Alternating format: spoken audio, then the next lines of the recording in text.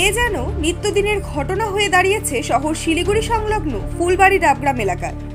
প্রতিদিন ওই সমস্ত এলাকায় কোনো না কোনো মন্দিরে চুরির ঘটনা ঘটেই চলেছে। পুলিশি তৎপরতার সাথে চুরি সামগ্রীর দোষীকে গ্রেপ্তার করলেও কমেনি চুরির দৌরাত্ম্য। এবার চুরির ঘটনা ঘটল এনজেপি সংলগ্ন সাউথ কলোনি রামনগর মজদুর বস্তি এলাকার একটি হনুমান মন্দিরে। বৃহস্পতিবার সকালে যখন মন্দির কর্তৃপক্ষ মন্দির খুলতে যান, তখন দেখেন দান বাক্স ও সাউন্ড সিস্টেম মন্দির থেকে চুরি গেছে। সঙ্গে সঙ্গে খবর দেন এনজেপি থানায়। পরবর্তীতে পুলিশ এসে ঘটনার তদন্ত শুরু করেছে। স্থানীয়দের অভিযোগ, মাঝে মধ্যেই এই হনুমান মন্দিরে চুরির ঘটনা ঘটায় দুষ্কৃতীরা। মূলত বর্তমান সমাজে নতুন প্রজন্ম নেশায় আসক্ত হওয়ার কারণে এই ধরনের চুরির ঘটনা ক্রমশই বেড়ে চলেছে।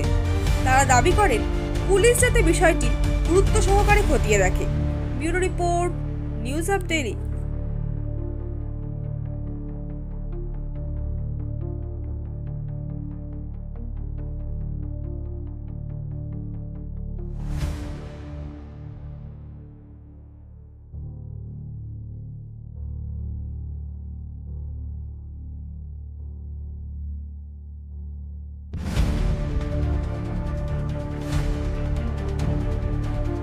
আমাদের মন্দিরে চুরি হয়ে যাচ্ছে।